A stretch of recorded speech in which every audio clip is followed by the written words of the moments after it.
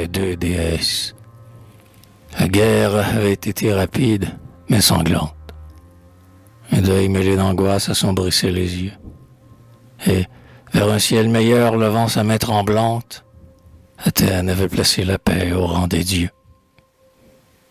En vain, grand ennemi de ces cultes d'Asie, qui pouvaient énerver son peuple et l'affaiblir, Périclès trouvait l'heure imprudemment choisie. La volonté d'Athènes avait dû s'accomplir. Le temple s'élevait auprès de l'ancien stade, sur la place où jadis avait campé Xerxès. Ictinus en avait dessiné la façade, et le portique était l'œuvre de Mnésiclès.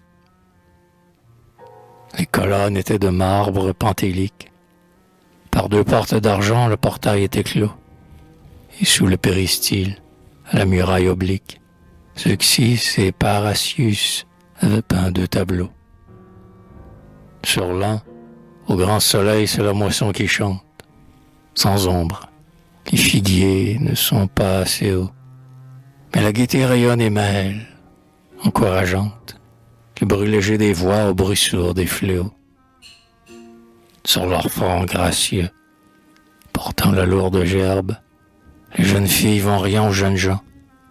L'été splendide a fait la récolte superbe, et l'hiver peut venir sans trouver d'indigents. Le second représente un gai faubourg d'Athènes, par la sérénité tranquille des beaux soirs. Les vendangeurs lassés courent boire aux fontaines, et, pieds nus, les enfants dansent dans les pressoirs.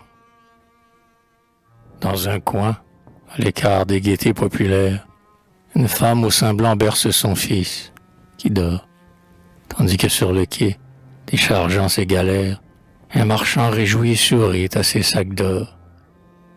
Tous les abords du temple étaient plantés de roses, comme si, pour prier, l'âme s'y parfumait, et, comme pour cacher les horizons moroses, au loin l'imette en fleurs dressait son gai sommet.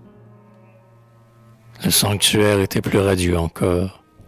Jamais divinité n'eut plus divin séjour, et, lumineux berceau d'une éternelle aurore, 12 lampes d'albâtre y brûlaient nuit et jour. Mais voici qu'au milieu même du sanctuaire, une image trônait, lourde, aux membres épais, œuvre infime de quelque infime statuaire, et cette image était l'image de la paix. Levant sans majesté son front sans hardiesse, tendant, d'un geste bas, ses deux mains pleines d'or, l'idole n'avait rien, hélas, d'une déesse. Et cependant le grand Phidias vivait encore. Phidias vivait encore, qui du marbre rebelle, miraculeux dompteur et vainqueur merveilleux, avait fait Zeus si noble et Minerve si belle, qu'on disait que Phidias divinisait les dieux. Alors pourquoi ce bloc informe dans ce temple? Quand la beauté pouvait resplendir sur l'autel, pourquoi ce spectre vain que la foule y contemple? D'où vient, chez un tel peuple, un aveuglement tel? Est-ce donc oubliant ce sublime génie, comme un autre Aristide admiré trop longtemps, las de l'applaudir, Athènes le renie, ou si l'ardent Phidias est vieux à 60 ans? Pourtant, quand l'architecte eut dressé son portique, et que, pour y placer une divinité, Athènes eut convoqué le sculpteur de l'Attique, c'était d'abord Phidias qui s'était présenté. Et l'assemblée avait eu lieu dans cette enceinte, où pour la République Athènes allait aux voix.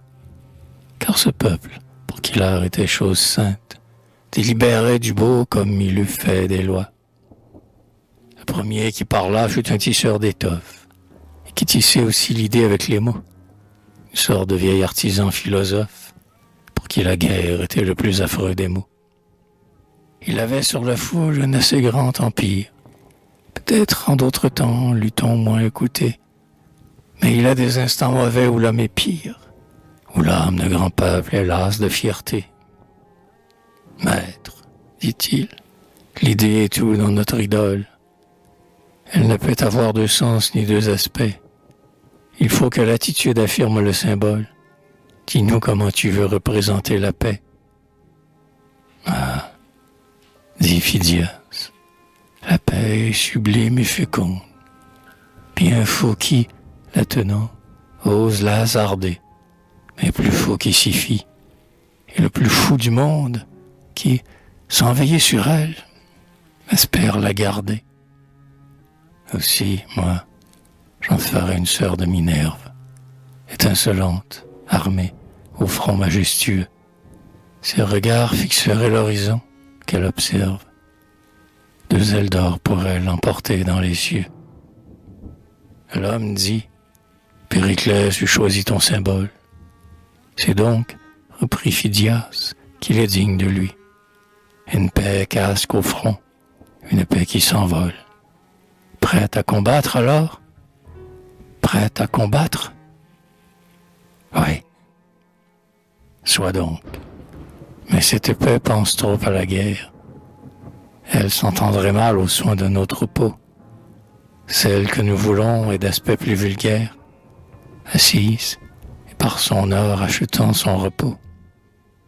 En l'entendant, Phidias fut profondément triste, car dans ce cœur épris du beau comme du bien, les citoyens souffraient tout autant que l'artiste.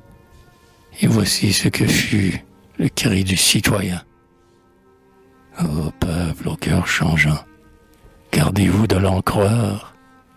N'écoutez pas cet homme, au peuple au cœur léger. Son immuable paix n'est qu'un rêve illusoire. Sommes-nous sans voisins pour être sans danger? Et comme on l'accueillait d'un murmure de blâme, c'est donc vraiment pour tous que cet homme parle. Vous voulez donc vraiment cette déesse infâme? Le peuple répondit, nous voulons celle-là. Alors le grand Phidias, père de la sculpture, se dressant au milieu de ces hommes surpris, et de tout son grand nom grandissant sa stature, laissa tomber sur eux son généreux mépris. Moi, Phidias, créateur des dieux au front auguste, par qui l'ennemi reste à jamais vivant, moi, le prompt serviteur de vos volontés justes, je refuse de vous servir et je défends. Et je défends, entendez-vous, homme d'Athènes?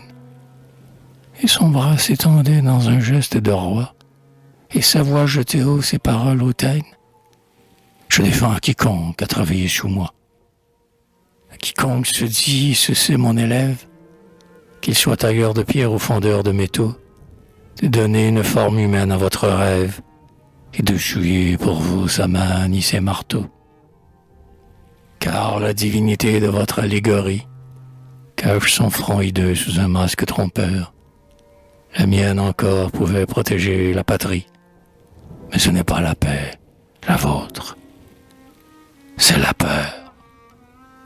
Voilà pourquoi l'idole était lourde et mal faite. Pourquoi, sourd aux appels de son peuple égaré, Périclès refusa d'en consacrer la fête, et comme quoi le temple était déshonoré.